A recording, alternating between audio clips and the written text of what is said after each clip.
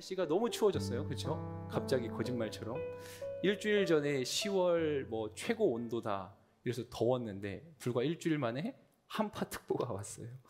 너무 추워졌는데 여러분들 건강 잘 챙기시고 하나님 여러분들 붙들어 주시길 소망합니다. 우리 인생엔 이렇게 갑자기 느닷없이 추위가 찾아오는 것 같아요.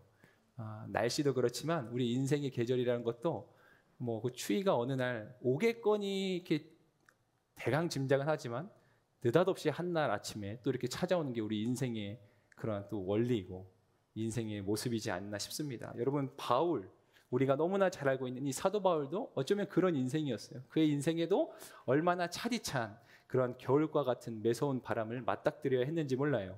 우리가 지난주부터 갈라디아서를 나누고 있는데 지난주에 나눴던 내용 조금만 더 복기해보면 바울이 그 1차 전도 여행을 통해서 세운 갈라디아 지역의 교회들이 있었고 거기에 열심히 복음을 전했는데 나중에 이제 세월이 한 2, 3년이 지나고 다시 그 지역을 방문해 봤더니 교회가 아주 어수선한 거예요. 이유를 알고 봤더니 바울이 전했던 복음의 내용들에서 사람들이 엉뚱한 내용들을 믿기 시작했다는 거예요. 그 엉뚱한 내용이라는 게 흔히 말하는 거짓 교사들이 전하는 잘못된 복음, 다른 복음이라고 그렇게 표현되어 있는 것이었어요.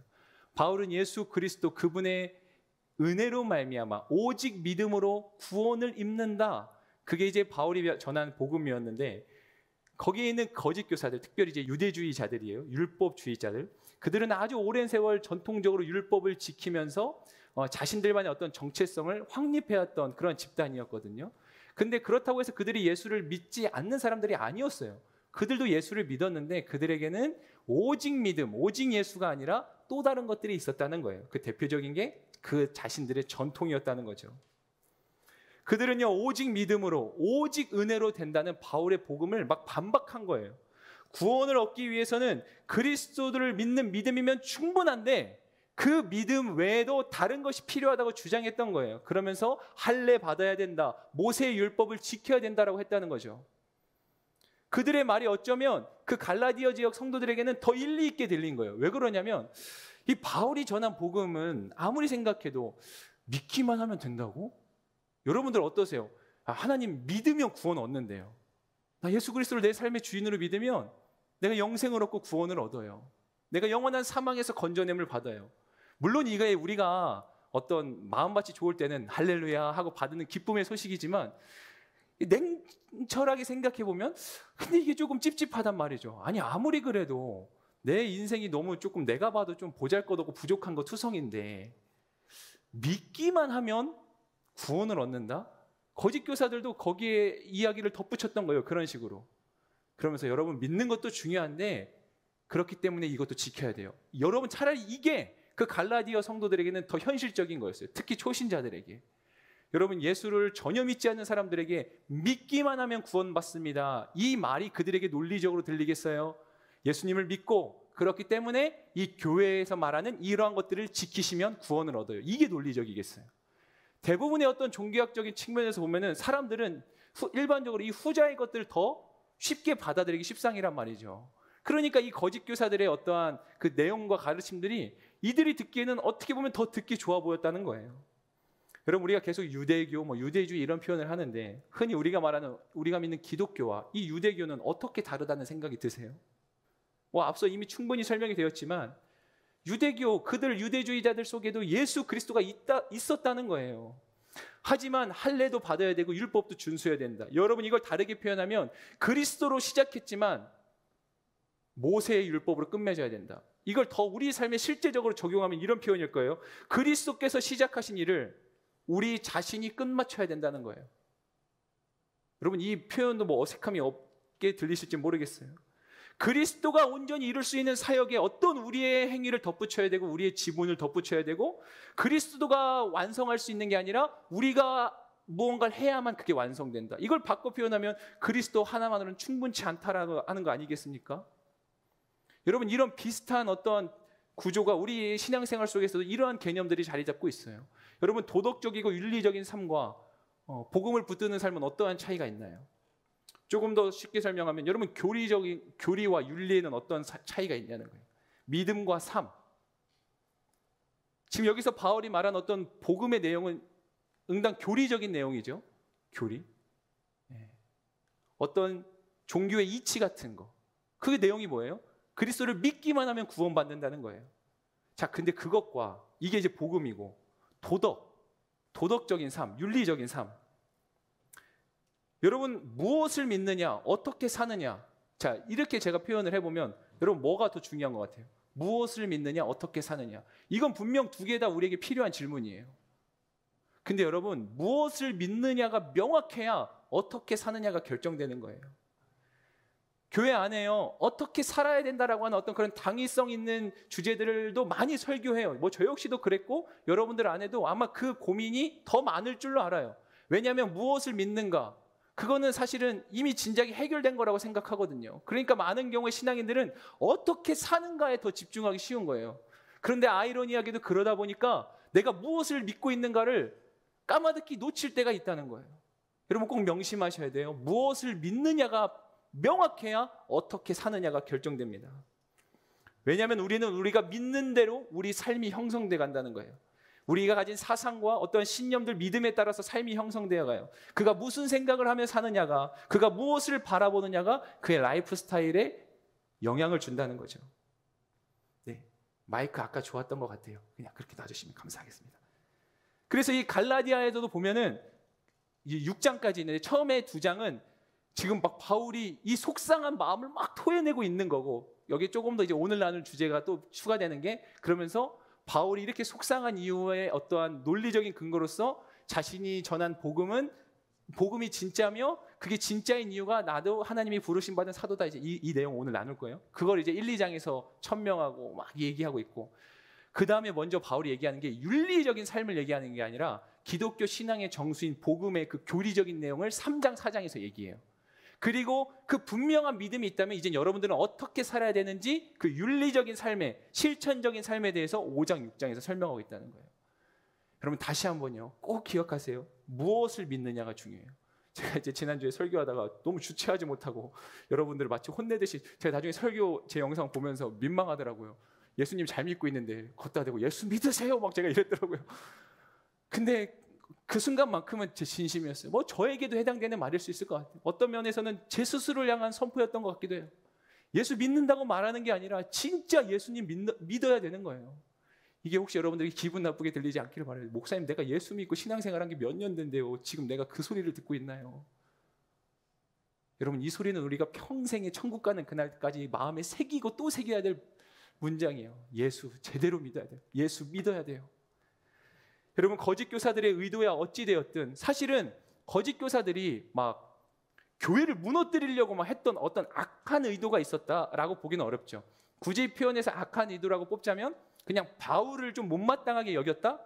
이게 그들의 마음에 있던 좀 꼬여있는 마음이었지, 그들이 막 교회를 대놓고 공격할 마음으로 마치 로마나 뭐 예전 구약시대에 막 바벨론이나 이방 민족들이 막 하나님의 백성들 막 다 말살시키려고 하는 그러한 마음이 아니었단 말이에요. 그냥 바울 한 사람이 조금 눈에 가시 같았을 뿐이었던 거예요. 나름 보면은 이게 뭐 그렇게 교회에 치명적인 나쁜 행동이었을까 싶기도 해요. 나름 자기들도 이 사람들이 진짜 구원받길 바라니까. 근데 바울이 전하는 그 복음은 자기들이 생각할 때 이게 안 맞거든요. 자기들의 관습과 전통에 의하면 바울이 지금 좀 이상한 거예요. 제가 어디서 느닷없이 이상한 애 하나 나타나가지고, 제 불과 얼마 전만 해도 그렇게 우리 크리스천들 핍박하던 그 작자가 갑자기 하루아침에 돌변해가지고 한다는 소리가 뭐 이상한 얘기하고 있는 거예요. 그러니까 바울이 못 믿어온 거지 교회를 미워한 건 아니었다고도 볼 수 있어요. 그러나 자기들 스스로가 의도가 어땠는지 상관없이 그들이 하는 행동의 결과가 정말 교회를 곤란하게 만들고 교회를 혼란에 빠지게 했다는 거예요. 여러분, 우리가 여기서 분명히 깨달아야 될 신앙생활의 어떤 영적 원리 가운데 하나는, 온전한 복음이 1말이라도 훼손되기 시작하잖아요. 의도와 상관없이 교회는 어려움에 빠져요. 이런 거예요. 여러분들 스스로가 공동체를 잘 해보려고, 그리고 내 신앙생활을 잘 이렇게 건실히 세워가 보려고 하는데 좋은 의도잖아요. 그런데 그 방법이, 그 기초의 터가 온전한 복음이 아니라 거기에 인본주의적이고 유물론적이고 인간의 어떠한 논리와 사상들이 첨가되기 시작하면 교회는 어려움을 겪는다는 거예요. 교회 안에도 얼마나 많은 회의와 모임이 있어요. 근데 어딜 가나 사람이 모인 조직은 일말의 회의가 필요하고 필요한 모임들이 있기 마련이에요. 근데 그 모임들 속에서 그리스도 중심적이고 복음을 붙들지 않고 자꾸 회의하다가 회의감만 들기 시작하면 공동체 어려워지는 거예요. 내가 공동체 안에서 특별한 책임감을 가진 사람일수록 더 복음적이기 위해서, 더 내가 복음의 사람이 되기 위해서 깨어있고 민감하게 생각하지 않으면 그냥 우리는 하다가 진짜 그냥 완전히 넘어가 버리는 거예요. 그냥 진짜 하다가. 그게 다 틀린 말들이 아니거든요. 나름 다 공동체를 위해서 한다고 하는 말들인데 전혀 복음적이지 않고 너무 인간적이고 너무 세상적인 이야기들을 하고 있다가 우리도 모르는 새에 공동체가 힘들어져 있다. 여러분, 실제로 교회 안에서 최고의 말썽꾼은요, 뭐 이때나 지금이나 밖에서 우리를 괴롭히는 사람들, 불신자들이 아니고 진짜 교회가 어려운 경우는 교회 안에서 일어나는 갈등들이에요. 지금 이런 거에서 다 파생된다는 거죠. 여러분, 훌륭한 성도가 될 수 있는 유일한 길은 훌륭한 복음의 사람이 되는 것밖에 없어요. 얼마나 그가 합리적이고, 물론 합리적이고 똑똑하면 좋죠. 근데 그게 본질은 아니라는 거예요. 그가 경험이 많은 것도 훌륭한 부분일 거예요. 근데 진짜 복음의 사람들이 세워져야 돼요. 진짜 예수 그리스도 그분이 인생의 진짜 구주인 사람, 그게 정말 믿어지는 사람. 물론 이거는 그의 신앙이기 때문에 눈에 보이지 않기 때문에 이걸 함부로 판단하기 쉽지 않아요. 근데 이걸 누구에게 지금 적용하려고 하지 말고 여러분들 스스로가 마음에 새겨보세요. 우리 특별히 순장님들, 리더십들 한번 마음에 돌이켜봤으면 좋겠어요. 난 정말 예수 붙들고 사는 사람인가? 사단아 물러가라. 이때 또 마음에 나는 예수 안 붙드는 것 같으니까 리더십 그만해야겠다. 여러분, 사단이 주는 생각을 빨리 물리치세요. 저는 왜 이런 생각들이 하거든요. 사단아 물러가라. 여러분, 우리는 우리의 오랜 관습이나 익숙한 사고방식 때문에 정작 하나님께로 초점을 맞추지 못할 때가 많아요. 하나님이 무엇라 말씀하시는지 그걸 생각하기보다 우리는 너무나 익숙하게 자연적으로 그동안 우리가 어떻게 했었지? 우리한테 어떤 게 더 익숙하고 편리하고 효율적인 걸까? 이런 생각들이 앞선다는 거예요. 여러분, 신앙의 초점은 언제나 하나님 말씀에 초점이 있고 말씀이 기준이에요. 그리고 그 말씀은 예수 그리스도이시죠. 우리의 신앙과 삶이 말씀에 초점이 있고 말씀이 기준이라고 한다는 건 다시 말하지만 우리의 신앙과 삶과 그 모든 형태가 예수 그리스도께로 향하여 있다는 거예요. 여러분 많이 들어보셨겠지만 그 질문은 진짜 어쩌면 우리의 계속되는 호흡과 같은 질문일 거예요. 예수님이라면 어떻게 하셨을까? 지금 주님이 기뻐하시는 건 무엇일까? 이러한 질문들이라는 거죠. 내 생각과 감정도 마찬가지예요. 우리의 행위와 생각, 나의 생활과 어떤 나의 라이프 스타일이 이 모든 것들이 하나님 말씀 위에 세워져 있는가? 어떤 상황이 딱 벌어졌어요. 그 상황 속에 하나님의 말씀이 딱 떠오르기보다 뭐 말씀을 암기했다 이런 차원이 아니라 어떤 그런 기독교 세계관 안에서 이 문제가 바라봐지기보다 세상에서 말하는 더 화려하고 좋아 보이는 것들이 내 안에 먼저 프레임으로 자리 잡고 있다면 여러분, 우리 한번 고민할 필요가 있어요. 점검해 봐야 돼요. 여러분, 말씀은 신앙생활의 옵션이 절대 아닙니다. 그러니까 말씀이 얼마나 중요한지, 그 말씀을 매일과 같이 묵상하는 게 얼마나 중요한지 여러분들 너무너무나 이거는 저 여러분들에게 급선무고 꼭 필요한 일이에요. 오늘 하루 큐티 못했네. 이 정도로 끝날 문제가 사실은 아니었다는 거예요. 오늘도 우리가 그 말씀 붙잡지 않으면 여러분, 우리는 하루를 살아가는 동안 얼마나 많은 그 인풋이 막 들어와요. 미디어, 우리가 보는 거, 듣는 거 너무나 많은 것들이 막 귀에 막 쏙쏙쏙 들어오는데 말씀이 너무나 작다면 이건 불 보듯 뻔한 승부 아니겠어요? 여러분, 진짜 말씀이 자연스러워질 때까지, 삶의 곳곳에 영향을 미칠 때까지 여러분 말씀을 더 끊임없이 붙드는 거예요. 왜 여러분들 다 이런 경험 있죠? 딱 상황이 됐는데 막 말씀꾼이 떠올려. 그래, 내가 누가 회사에서 너무 미워, 저 사람. 근데 세상은 뭐라 말해요? 네가 쟤보다 더 높은 사람이 때문에 나중에 원수를 갚아. 근데 말씀은 뭐라고요? 제가 지금 너무 유치한 이야기를 해서 좀 그런 것 같은데 말씀은 내 원수를 사랑하라. 이렇게 충돌이 되는 거예요. 내가 직장에서 저 사람 너무 미운데 근데 막 세상적인 방식으로 내가 쟤보다 더 약육강식의 방식 막 이런 생각이 아니라 우리 마음에 그래, 그치, 너무 힘들지만 하나님이 말씀하실 때 원수를 사랑하라 하셨어. 그를 위해 축복을 빌어주라 하셨어. 이게 다 성경에 있는 내용이에요, 여러분. 그래서 이런 게 우리 안에 자연스러워질 때까지 하는 거예요. 여러분 예전에 그런 경험 있죠. 제가 어린 시절 이야기인데 테트리스 게임을 좋아했거든요. 한동안 테트리스 게임에 빠져 있다 보니까 밤에 자려고 누웠는데 천장이 테트리스로 보이는 거예요. 지나가다 건물에 불이 켜져 있는데 저걸 제가 맞추고 있더라고요, 속으로. 이렇게. 이렇게 돌리면 맞겠다. 다 공감하죠? 전 당구는 안 쳐봤어요. 당구는 전혀 모르는데 당구 좋아하는 분들은 하나같이 하는 말이 누우면 당구대가 보인다는 거예요. 저는 이런 것과 별반 다르지 않다고. 얼마나 거기에 푹 빠져 있었으면 눈을 감아도 그게 보이는 거예요. 세상이 온통 만물이 테트리스로 보이는 거예요. 여러분 말씀을 깊이 있게 붙들어 보세요. 그러면 내가 이걸 외워야지 막 공부하는 것처럼 외우는 게 아니라 그냥 나는 말씀을 사랑하고 내가 말씀이 없으면 안 되고 내가 하루에 삼시세끼를 먹듯이 이 말씀이 나에게 오늘도 필요한 거다. 그런 라이프 스타일을 내가 구축해 가보라는 거예요. 그러면 여러분 어느 순간에 그 순간 속에서 상황 속에서 여러분들이 성경적 사고를 하고 있다는 걸 깨닫게 되는 순간이 올 거예요. 바꿔 말하면 어떤 사람의 말이 이 정죄랑은 조금 다를 수 있는데 분별되기 시작해요. 아, 저거는 성경적인 세계 사고는 아닌 것 같다. 그럼 말씀 붙잡아야 돼요. 다른 복음은 없어요. 단 하나의 복음이 있을 뿐이에요. 거짓 교사들도 나름대로 자신들이 좋은 거라고 내밀었지만 그건 왜곡된 거였어요. 여러분 우리는 다른 복음이 아니라 바른 복음을 붙잡아야 돼요. 진짜 복음. 거짓 교사들은 그 바울의 복음을 훼손하더니 이번에는요. 사실은 바울의 권위를 훼손하기 시작했어요. 이런 거지. 아까도 말했지만 이 바울이라는 친구 대체 뭐 하는 친구야? 아니 혼자 지 스스로가 사도라고 떠벌리고 다니면서 지금 뭐 하는 거야? 막 그들은요 바울이 너무 못마땅하고 막 경멸스러운 거예요. 바울이 하는 행동이 막 꼴사납고. 사실은 여러분요 여기 왜 그러냐면 사도라고 하는 이 칭호 때문에 그래요. 이 권위. 우리는 뭐 사도 바울 하니까 너무 익숙하지만 이 당시에 이 사도라고 하는 것은요 분명 어떤 성도 그리고 그 당시 초대교회 뭐 형제자매 서로 호칭하던 형제자매 뭐 이런 호칭과는 분명히 달랐어요. 뭐 형제자매 성도는 모든 그리스도인들에게 붙일 수 있는 칭호였지만 사도는 아무에게나 붙일 수 없는 칭호였어요.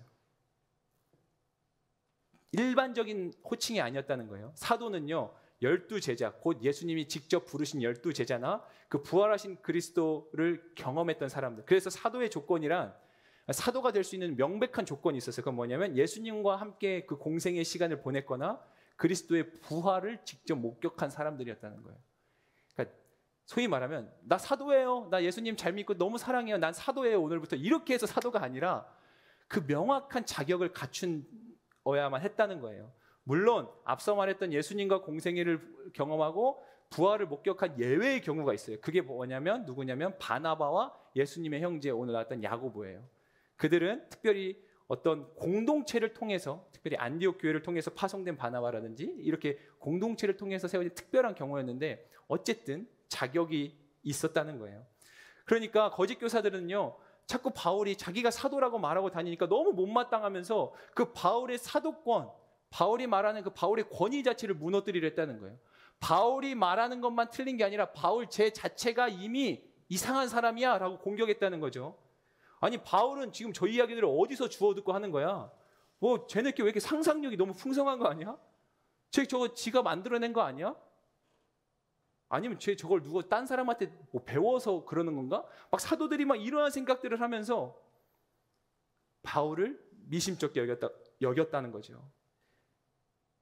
거짓 교사들은 바울의 복음뿐만 아니라 바울 자체를 공격했다. 여러분 근데 바울은요 그 거짓 교사들의 모함에 맞서서 자신이 진짜 진정한 사도라는 것을 자신의 사도직이 결코 틀림이 없다는 사실을 전혀 의심 없이 힘있게 이 갈라디아서를 통해서 고백하고 있어요. 그게 이제 갈라디아서 우리가 지난주에 살펴본 1장 1절에 있는데 여러분 기억날지 모르겠어요. 사람들에게서 난 것도 아니요 사람으로 인해 된 것도 아니요 오직 예수 그리스도와 그분을 죽은 사람들 가운데 살리신 하나님 아버지로 인해 사도가 된다. 바울과 너네가 어떻게 생각하든지 그건 중요하지 않아. 나는 하나님이 직접 임명한 사도야. 부르신 사도야.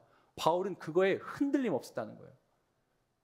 여러분 오늘날 어때요? 여러분들이 그리스도인이라고 하는 그 얼마나 자부심과 그 여러분들이 가진 신앙을 얼마나 스스로가 귀하게 여기는지 모르겠어요.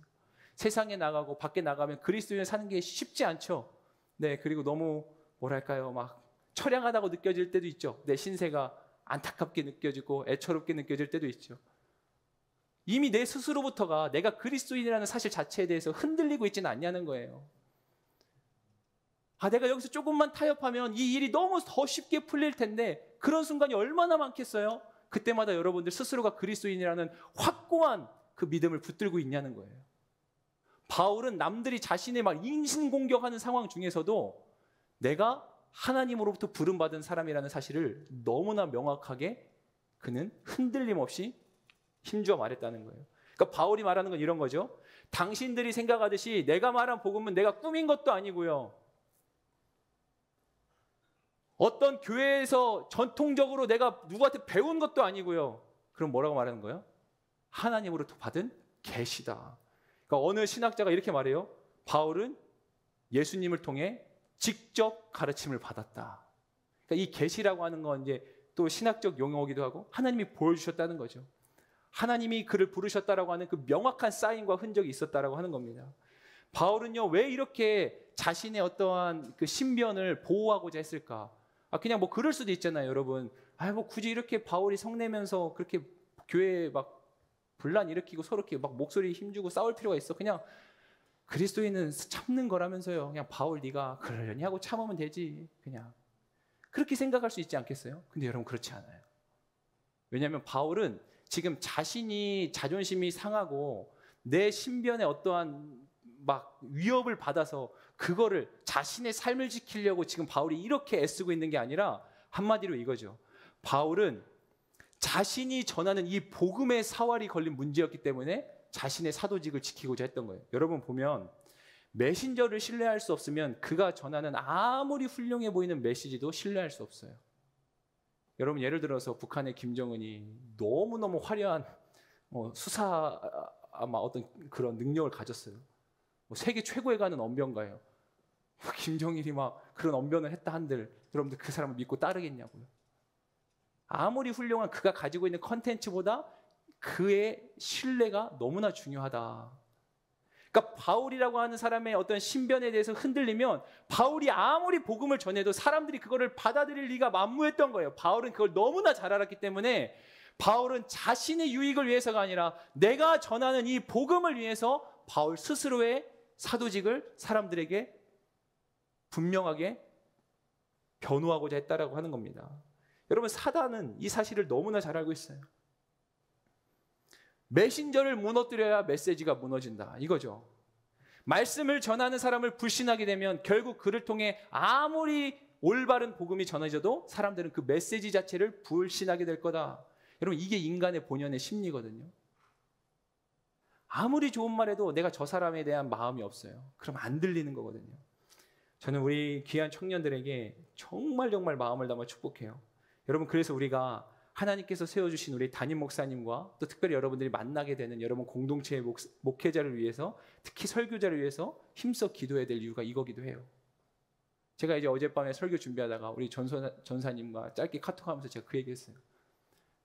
전사님 제가 이게 뭐 창피한 것도 아닌데 그냥 말하기가 부끄럽다. 이런 얘기는 안 했지만 전사님 이렇게 모임할 때 항상 저를 위해서도 꼭 기도해 주세요. 그리고 꼭 담임 목사님 위해서 기도하셔야 돼요. 그걸 청년들에게 계속 가르치고 전사님도 그게 딱 마음에 돼야 된다.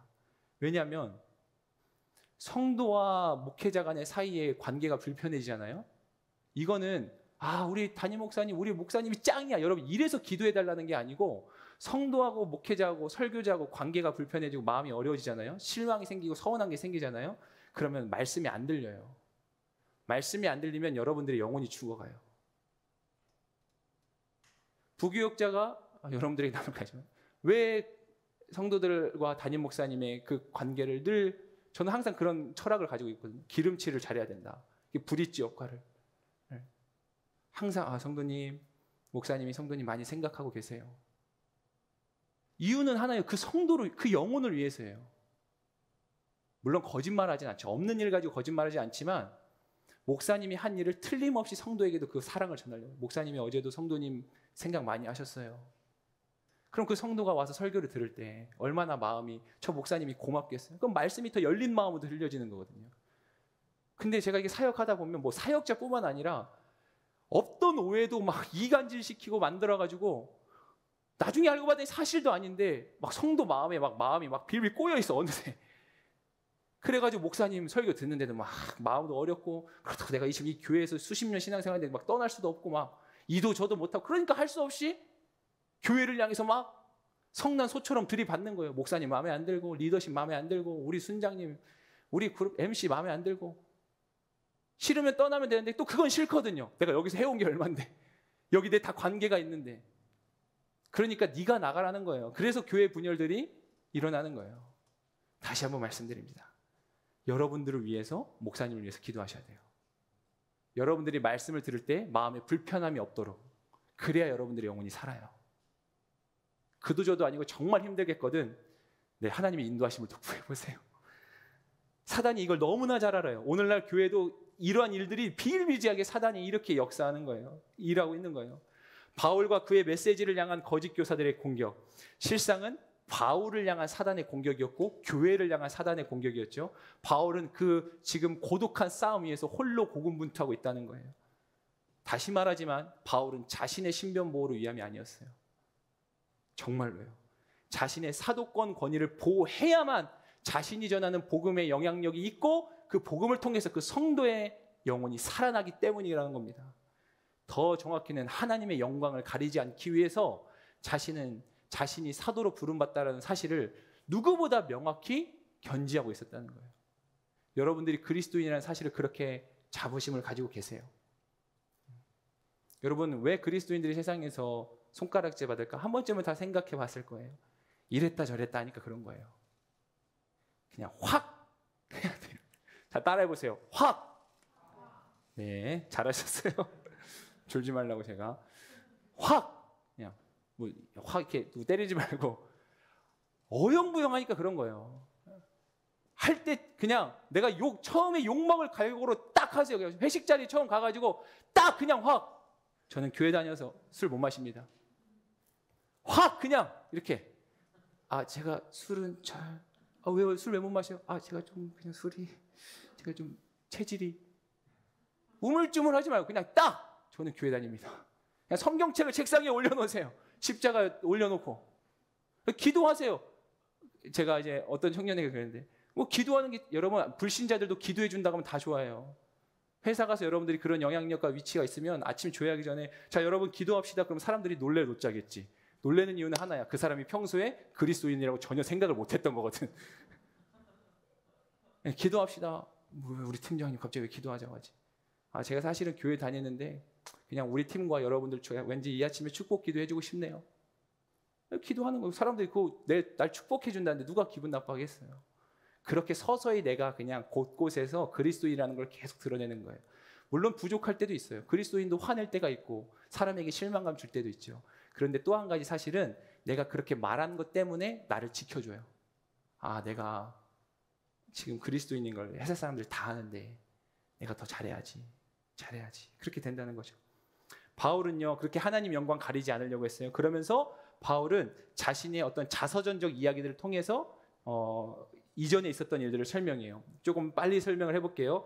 바울이 이제 크게 자신의 지난날 이야기를 자신의 사도권을 변호하기 위해서 세 가지 포인트로 얘기하는데 그게 뭐냐면 내가 예수님을 만나기 전 그리고 예수님을 만났을 때 그리고 만난 이후에 그러니까 어떤 자서전적 이야기를 통해서 바울이 이야기하고 있는 거예요.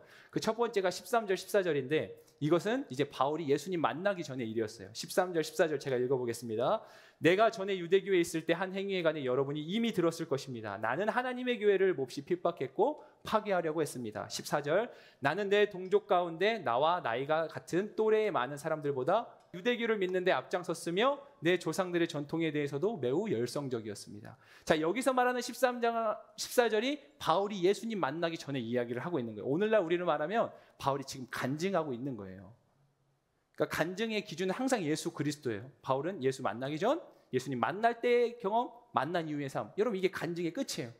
간증했더니 내 삶이 막 행복해졌다. 이게 아니라 항상 예수 그리스도가 간증이다. 기준이다. 그러면서 자기가 예수 믿기 전에 자신의 삶을 딱 두 가지 포인트로 얘기해요. 하나는 뭐냐면 내가 교회를 핍박했고 몹시 핍박했고 파괴하려고 했으며 두 번째는 내 조상들의 전통에 대해서도 매우 열심이었다. 바울은 딱 그 두 가지를 설명해요. 근데 이 두 가지도 보면 뭘 느끼냐면 바울은 애초부터 기질적으로 보통 사람이 아니었어요. 그러니까 열성이 대단했던 사람. 제가 어제 설교 준비하다가 하여튼 아내랑 무슨 대화를 하는데 아내가 저한테 이런 표현했어요. 참 진짜 오빠는 뭘 하나 하면 진짜 끈질기다. 무조건 그걸 해야 직성이 풀리구나. 그래서 내가 딱 이 포인트를 설교 쓰고 있었거든요. 그렇게 말하지 말라고. 하나님은 자 봐봐. 내가 집요함. 뭔가 부정적으로 보는 것 같은데 이거를 내가 예수님께 집요하다. 얼마나 하나님이 영광 받냐. 설교할 때 방해하지 말라. 설교 준비할 때 제가 막 이랬거든요. 여러분 우리가 그리스도 안에서 하나님으로 인해 변화된 인생은 때로는 우리가 볼품없고 이거 내가 못난 거다 싶은 것들조차도 사람들이 볼 때 막 탐탁치 않게 여기는 것들조차도 하나님은 그걸 통해서 또 다른 놀라운 일을 행하실 수 있을 만큼 역전과 반전의 하나님이에요. 한번 따라해 보실래요? 역전의 하나님, 반전의 하나님. 그러니까 신앙생활하다가 누가 막 어떤 모습이 마음에 안 들어요. 근데 하나님은 마음만 먹으면 그것도 엄청난 역사의 도구로 쓸 수 있다는 거예요. 그러니까 우리가 함부로 남을 누굴 판단하면 안 됩니다. 우리 설교를 우리 아내가 듣고 있을 텐데 사랑합니다. 여보를 뭐라고 한 거 아니에요. 바울이요 엄청나게 그렇게 핍박했어요. 유대의 전통에 대해서도 뭐라고 말하냐면 나는 내 또래 동료들보다 너무너무 열심히 핍박했다. 여러분 여기서 또 뭘 느껴요? 바울은 자신의 사도권을 변호하고 자신이 말하는 복음, 그 하나님의 영광을 가리지 않기 위해서 자신의 부끄러운 과거의 이야기도 서스럼치 않고 그렇게 이야기하고 있다는 거예요. 바울에겐 체면보다 바울에게는 자기 자신의 인생에 남겨있던 어떤 그런 부끄러움의 흔적보다 지금 이 복음, 하나님의 영광이 더 중요했다는 거예요.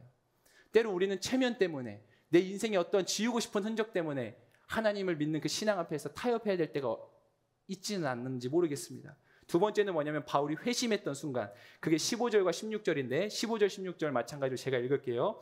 그러나 어머니의 태에서부터 나를 따로 세우시고 은혜로 나를 부르신 하나님께서 하나님의 아들을 이방 사람들에게 전하게 하시려고 하나님의 아들을 내 안에 나타내 보이셨습니다. 그때 나는 사람들과 의논하지도 않았고. 자, 여기서 우리가 이제 익숙하게 들어온 표현이 있어요. 어머니의 태에서부터 나를 따로 세우셨다.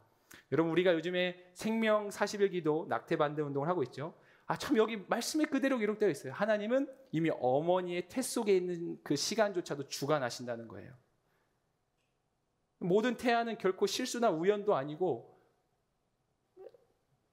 그런 게 아닌 거죠. 적어도 이것이 우리가 말하는 믿음의 선 고백이라는 거예요. 이제 바울이 나중에 뭐라고까지 고백하냐면 이제 어머니 태 속에서 나를 택하셨다 정도가 아니라 창세 전부터 나를 택하셨다. 바울이 하나님을 믿다 보니까 하나님은 이미 창세 전부터 나를 계획하실 만큼 놀랍고 위대한, 말로 다 할 수 없는 진짜 어메이징한 그런 분이다. 바울이 그걸 깨닫게 된 거예요. 그러니까 인생의 모든 순간이 하나님의 계획과 은혜 없이는 한순간도 되지 않는다는 걸 바울이 너무나 잘 알게 되었다는 거죠. 그러는가 하면 여러분 13절과 14절 나중에 한번 시간 나면 성경 다시 한번 보세요. 거기선 바울은 계속 내가, 나는 이렇게 표현해요. 나는 이랬고 내가 이랬고 뭐 나와 모든 어떤 주어가 나예요. 그런데 15절 16절 회심을 경험하는 그 순간의 표현들을 보면은 하나님께서 여러분 이게 예수님 만난 삶의 명백한 증거예요.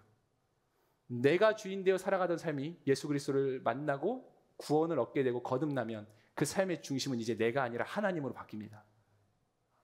나 이렇게 할 거야가 아니라 하나님이 나를 어떻게 하길 원하시는가. 난 이렇게 하고 싶어가 아니라 때로는 힘들고 어려워도 하나님이 나에게 이걸 원하시니까 그렇게 하는 거예요. 제가 엊그저께도 한 청년과 이야기를 나누는데 자기도 이유를 모르겠대요. 근데 명확한 거 하나는 안 돼요. 이게 지금 하나님의 뜻이라는 거. 그래서 이유도 모르겠지만 그냥 버티고 있다는 거예요. 너무너무 축복했어요. 잘하고 계신 거라고. 자기가 너무 새벽 기도하다가 명확한 하나님의 뜻을 어떤 음성을 듣게 됐고 그날 너무나 다이나믹하게 그 뜻을 하나님이 확인시켜 주시고 그래서 그렇게 하고 있는데 2년이 지나도록 그 상황을 자기는 아직도 모르겠다는 거예요. 근데 하나님이 그렇게 하라고 하셨으니까 한다는 거예요. 너무너무 축복합니다. 일반적으로 생각하면 그냥 벌써 그 직장 그만두고 내가 하고 싶은 대로 하면 되는데 힘들고 어려워도 거기서 견디고 있더라는 거예요. 그 자리를 지키고. 하나님이 나를 거기 있으라고 하는 분명한 확신은 있는데 하나님이 날 여길 떠나라고 하는 확신이 없으니까. 여러분 직장 옮길 때 나 지금 너무 힘들어. 저 사람 때문에 힘들어. 이건 하나님의 사인이야. 하나님이 지금 저 사람을 통해서 나를 흔들어서 떠나게 하시는 거야. 여러분 대개의 경우는 그렇지 않습니다. 물론 그럴 때도 있지만 흔들어서 하실 때도 있지만 하나님의 역사는 은혜와 평강의 역사. 바울이 모든 서신서에서 은혜와 평강의 하나님을 강구하잖아요. 평화의 하나님. 이 평화는 기본적으로 그리스도의 은혜가 임한 곳에 발생되는 평화예요. 하나님과 나의 평화, 그리고 나와 내 자신의 평화, 나와 이웃의 평화, 나와 세상의 평화. 하나님의 은혜가 있으면 나와 하나님의 관계가 평화가 생기고 화목해 되고 나와 내 자신, 내 자아가 평화로워져요. 맨날 나를 막 이렇게 억누르고 너는 못나서 막 스스로를 자학하던 그런 사람들이 하나님의 은혜가 임하면 내 인생이 너무나 존귀하고 소중해지는 거예요. 그뿐만 아니라 타인과의 관계도, 세상과의 관계도. 하나님이 택하시고 부르시고 전하게 하시려고 나타내셨다. 바울은 모든 게 다 하나님 은혜라고 말하는 거예요. 한 사람의 부름받은 인생이 어떻게 하나님이 역사하는지 보이세요? 이미 어머니 태 속에 나는 인지도 못할 때부터 하나님은 결정하셨어요. 우리 인생 마찬가지예요, 여러분. 내가 이미 성인이 되고 때로는 뭐 엄청난 학위도 취득하고 내가 엄청난 스펙이 있어도 내가 인지하지 못하는 영역 속에서 계획되는 하나님의 일이 있어요. 근데 하나님은 그 일을 계획할 뿐만 아니라 어떻게 하세요? 은혜로 부르신대요. 무슨 말이냐면 그 일을 추진시킨다는 거예요. 그 방법은 은혜다. 여러분, 때로 우리 인생에 어떤 일이 벌어질 때 모든 게 늘 룰루랄라 좋은 것만 있는 건 아닐 수도 있어요. 근데 명확한 건 이걸 기억해야 돼요. 그 모든 게 다 하나님은 은혜로, 선하신 주님이 그분의 가장 선한 방법으로 나를 이끌고 계신다. 근데 그 이유가 뭐냐면 하나님이 택하고 부르신 이유가 나를 사명자로 세우기 위함이다. 전하게 하시려고. 바울에게 있는 사명은 이방 사람들에게 복음을 전하는 거였어요. 예루살렘과 온 유대와 그 다음에 복음은 사마리아와 땅끝인데 유대교인들 가지고는 이게 안 되는 거예요. 유대인들에게는 이방인들이 너무나 볼성사납고 저들을 도무지 사랑할 수 없는 존재들이었거든요. 마치 그냥 민족성만 놓고 보면 우리나라가 일본에 가서 복음을 전한다는 건 이거는 말도 안 되지. 천천지 원수인데. 그렇죠? 유럽 지역의 사람들이 뭐 독일인들에게 그런 앙심을 갖고 있는 역사적 아픔들이 있는 것처럼 우리도 그렇지 않겠어요? 근데 하나님은 그걸 깨뜨리셔야 했던 거예요. 왜냐하면 온 천하에 복음이 전파돼야 되니까. 그게 복음의 사람의 흔적이에요. 그게 복음의 흔적을 지닌 공동체의 모습이에요. 그러니까 저는 러브소나타 하는 우리 교회가 또 하영규 목사님과 우리 담임 목사님이 너무너무 존경스러운 이유가 그거예요. 사실 저도 그랬거든요. 일본에 대한 그 미연의 어떤 영혼은 불쌍히 여기는 거 맞지만 일본이라는 말이 들어가면 왠지 모르게 마음에 살짝 움찔하게 되는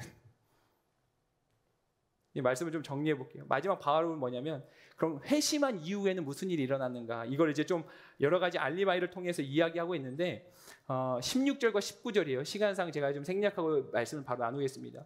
여기에서 핵심적인 요지는 뭐냐면 바울은 그러니까 거짓 교사들이 이렇게 생각할 수 있잖아요. 그래 바울 좋아. 네가 예수 믿기 전에 그렇게 살았고 너는 그렇게 다이나믹하고 드라마틱하게 예수님 만났다 칩시다. 자, 그렇다면 너는 네가 말하는 그 복음은 어디로부터 온 거야? 네가 그렇게 예수님 만난 다음에 네가 그렇게 회심한 다음에 너 어디 다른 사람한테 그거 배운 거 아니야? 그럼 결론은 너는 네가 말하는 뭐 하늘로부터 계시받았다? 이거 틀린 말이네. 네가 말하는 건 결국 사람들로부터 온 거네. 이렇게 또 생각할 수 있잖아요. 그래서 바울이 마지막으로 뭘 말하냐면 난 회심한 후에도 사람들로 인해서 영향받지 않았다는 걸 말하고 있는 거예요. 그 증거로 첫 번째 나는 아라비아로 갔다. 거기서 3년 동안 머물렀던 것으로 추정돼요. 그 3년 동안 바울은 예수님과 1대1로 그 우리로 말하면 골방의 시간을 보내면서 그 안에서 진짜 아까 그 신학자의 표현대로 예수님의 1대1 티칭을 받았던 거죠. 그 계시와 어떤 복음에 대한 통달을 바울은 그 시간을 통해서 깨달았다라고 하는 거예요. 그런가 하면 바울이 또 한 가지 증거로 되는 게 자기가 예루살렘으로 갔다는 거예요. 게바와 야고보 만나러. 게바는 아람어로 쓰여진 거예요. 베드로. 베드로가 이제 헬라어로 쓰이면 베드로고 아람어로 쓰이면 게바인데 베드로와 야고보는 초대교회의 위대한 두 지도자예요. 기둥과 같은 지도자들. 근데 그들을 만나러 갔다는 거예요. 근데 사도들이 그 둘만 있는 게 아니거든요. 여러 사람이 있어요. 근데 바울이 뭘 말하냐면 내가 처음에 예수님 만나자마자 나 사람들 찾아간 게 아니고 나는 예수님과의 시간, 그 주님과의 시간을 보냈어. 아라비아로 갔어. 두 번째는 내가 예루살렘에 가긴 했는데 그래서 베드로와 야고보를 만났는데 그렇다고 내가 다른 사도들, 뭐 종교 지도자들, 예루살렘 교회 지도자들 만나지 않았어. 나는 단지 베드로와 야고보만 만날 뿐이었고 그것도 고작 15일 동안만 그 자리에 머물렀어. 나는 그들에게 뭘 배우려고 한 게 아니라 그들을 만나서 그냥 교제하기 위해 갔던 것뿐이야. 물론 어떤 사람들은 15일 동안 베드로와 야고보로부터 엄청난 티칭을 받으면 바울의 막 이런 복음의 언변이 생길 수 있지 않냐라고 말할 수 있겠지만 지금 명백히 사도 바울은 그걸 부인하면서 말하는 거예요. 당신들이 어떻게 볼지 모르겠지만 나는 사람들의 영향을 받아서 이렇게 하는 게 아니다라는 걸 말하고 있다는 거죠. 마지막 그는 수리아와 길리기아로 갔다. 이게 이제 20절, 21절에 나오는데 나는 시리아와 길리기아 지방으로 갔다. 우리 지난주에 수리아 안디옥이라고 나눴잖아요. 거기 예루살렘 위쪽이거든요. 200km 이상 떨어진 거리고 수일을 가야만 당도할 수 있는 데예요. 그러니까 무슨 말이냐면 바울은 애초에 그 교회의 본진인 예루살렘부터 한참 멀리 떨어진 난 그곳으로 갔다는 거예요. 복음 전하러. 그러면서 뭐라고 고백하냐면, 그러니까 나는 이미 사람들이 날 잘 모른다. 유대 지도자들이 그들에게 내 얼굴이 알려지지 않았다. 다만 그들은 내 소문을 듣고 하나님께 영광을 올려드렸을 뿐이다. 너희가 생각하듯이 내 어떤 복음과 나의 삶이 사람 때문에 이렇게 된 게 아니다. 결론은 뭐예요? 나의 부르심과 나의 모든 사명은 하나님께로부터 온 거다. 우리 이제 같이 기도합시다. 오늘 말씀을 한 번 더 요약해드리겠습니다. 바울의 제가 심정으로 그냥 감히 이야기해 볼게요. 여러분, 나는 회심하기 전에 이런 엄청난 열심이 있었습니다. 한편으로는 부끄러운 열심입니다. 감추고 싶은 열심이에요. 근데 그런 부끄러운 나를 부인할 수 없는 은혜 가운데 그리스도께서 나를 만나 주셨습니다. 그분은 나를 태 속에서부터 선택하셨고, 어머니의 태중에서부터, 그리고 그분은 나를 은혜로 만나주시고, 그분이 나를 만나주신 이유는 당신의 복음을 이방에 전하게 하기 위함이고, 그래서 그분은 먼저 내 안에 자신을 나타내 보이셨습니다. 그리고 나서 제 삶은 사람들을 찾아가지 않았습니다.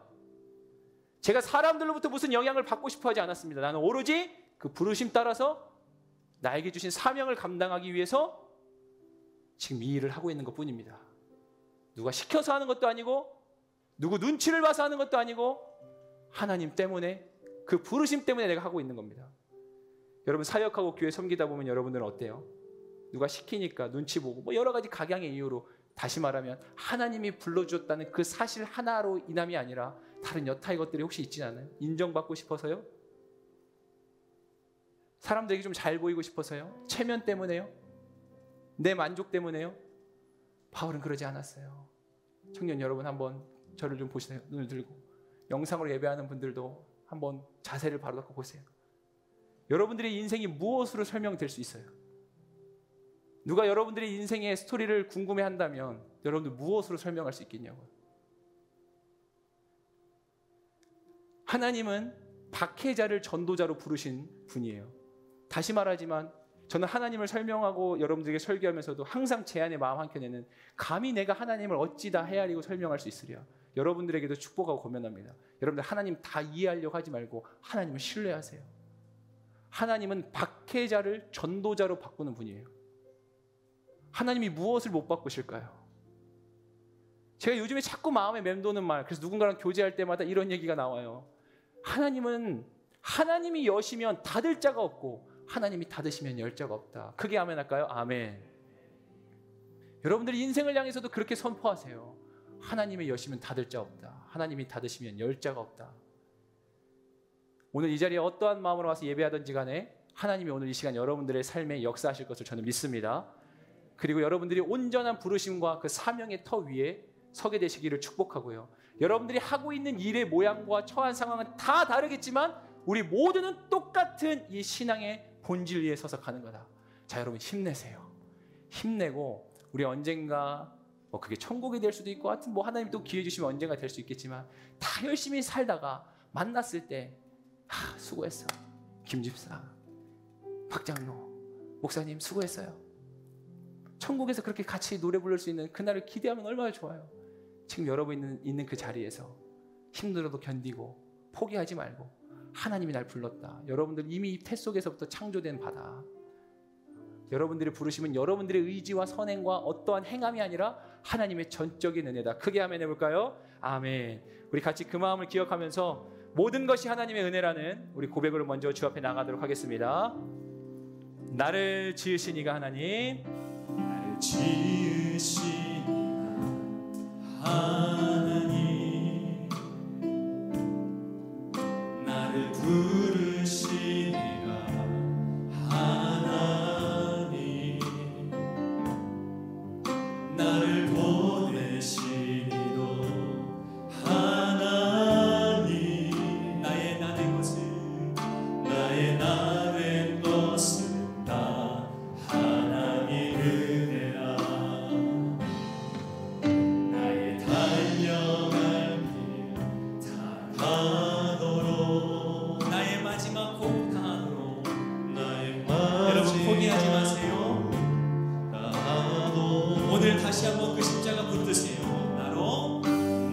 그 십자가 품게 하시니 나의 남은 것은 다 하나님의 은혜라. 함께 고백합니다. 한량없는 은혜, 갚을 길 없는 은혜,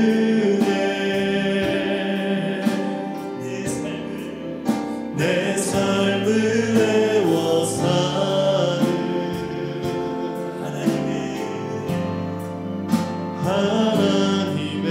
은혜. 나 주저함 없이 그 땅을 밟음도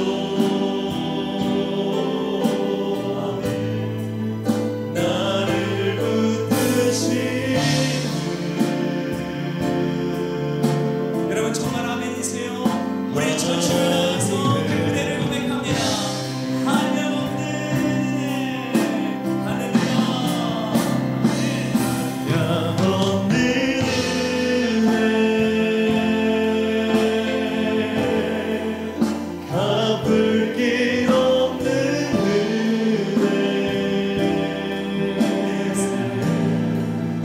내 삶을 애워 사는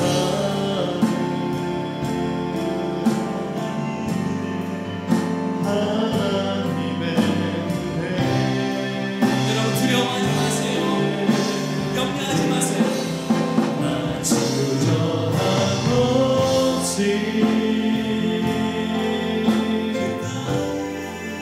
그 땅을